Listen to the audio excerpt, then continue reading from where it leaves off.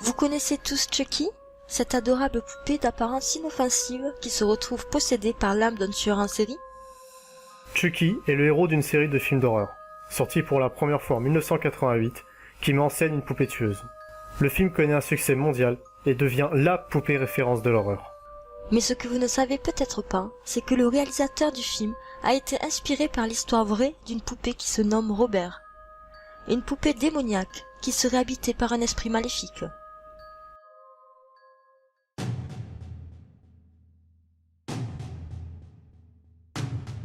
« 1896, à Key West, en Floride. Thomas Otto et sa femme achètent une maison située à l'angle des rues Eaton et Simonton et y aménagent.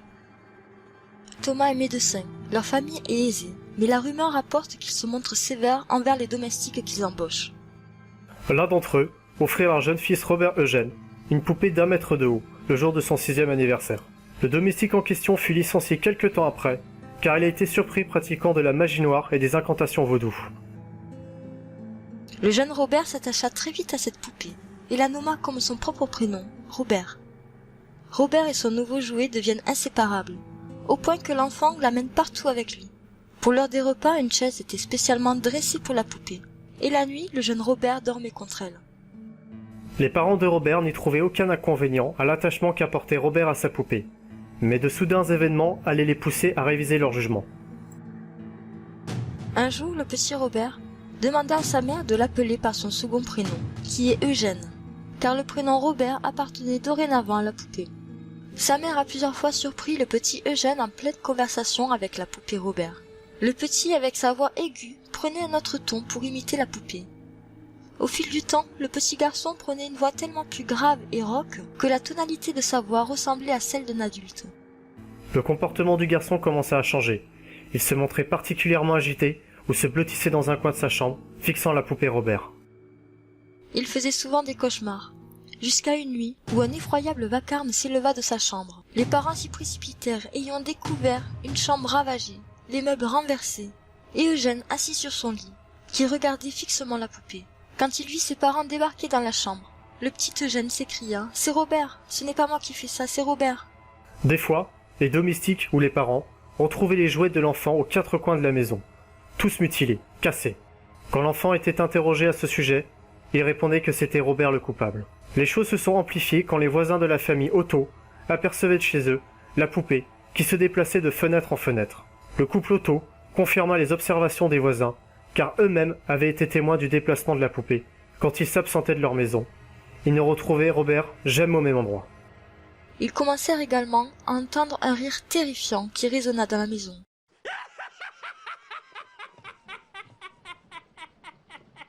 Certains domestiques prirent peur et demandèrent leur congé. La famille réagit et décide de placer Robert la poupée dans une boîte et de la mettre dans leur grenier. Des années plus tard, le petit Eugène, devenu un homme qui exerçait la profession d'artiste peintre, s'est marié à Anne, qu'il avait rencontrée lors de ses études à Paris. Lors du décès de ses parents, Eugène hérita de la maison de son enfance et décida d'aller y vivre avec sa femme. Il y retrouve sa poupée oubliée dans le grenier et l'attachement qu'il avait pour elle ressurgit. Il décide de lui aménager une pièce dans le grenier de sa maison et lui fabrique des meubles à son effigie. Au fil du temps, le comportement d'Eugène changea. Il s'emportait sans raison, il frappait les murs, brisait les objets, puis une fois calmé, disait à sa femme que c'était la faute à Robert. Anne, sa femme, commença à douter de la santé mentale de son époux, et leur mariage se détériora. En 1970, Eugène tomba gravement malade, et au lieu de passer du temps avec sa femme, il décide de la passer enfermée dans la chambre avec Robert. Il mourut en 1974, dans la chambre avec sa poupée contre lui. Anne, sa femme, décida de se débarrasser de la maison et la mit en vente. Quelques années plus tard, une nouvelle famille racheta la maison, et ils y découvrirent la poupée. Dans cette famille se trouvait une petite fille de 10 ans, qui réclama aussitôt d'adopter la poupée. Mais comme des années auparavant à l'époque d'Eugène, les nuits de la petite fille commencèrent à changer. Elle faisait de nombreux cauchemars, jusqu'au jour où elle se réveilla en hurlant. Ses parents accoururent dans la chambre, et la petite fille leur raconta que la poupée Robert s'était mise à courir et à monter brusquement sur son lit pour l'attaquer. Les parents de la petite fille décident de se séparer de la poupée Robert et la porta au musée Forest Martello Museum. 30 ans plus tard, la petite fille devenue adulte revendique toujours son histoire et maintient que la poupée a voulu la tuer quand elle était enfant. Aujourd'hui, la maison d'Eugène Otto, nommée Artist House en son honneur, a été transformée en bed and breakfast. Et il se dit que les portes s'ouvriraient et se refermeraient toutes seules.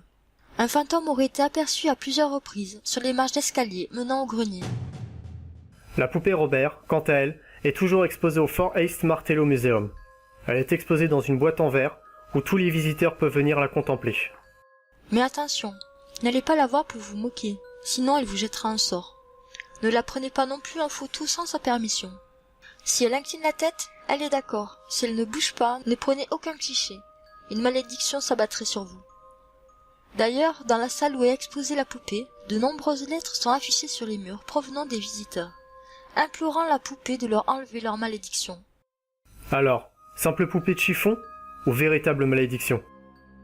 En tous les cas, tous ceux qui sont rentrés en contact avec elle prétendent qu'elle est bien vivante, qu'elle parle, qu'elle rit, qu'elle se déplace seule, et qu'elle peut être très violente. Et vous, oseriez-vous aller la voir? Robert la poupée attend votre visite au musée.